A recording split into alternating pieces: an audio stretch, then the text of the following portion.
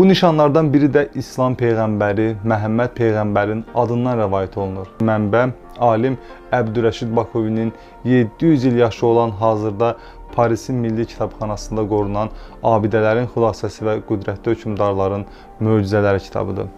Peyğəmbərin adından söyləyirlər ki, Erməniyyə ilə Azərbaycanın arasında Savalan adlı dağ var və onun başında cənnət bulaqlarından biri axır.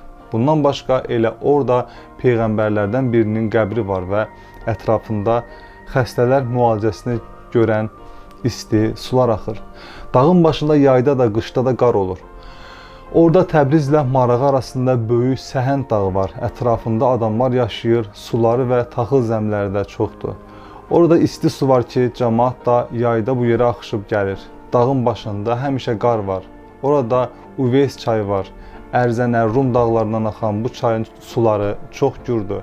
Bu çay çoxlu ölkələrin torpaqlarından axır və vaxtında Naxçıvan yaxınlığında Ziyə Əl-Mülkin körpüsünə çatır. Körpü daşdan tikilib və dünyanın möcüzələrindəndir.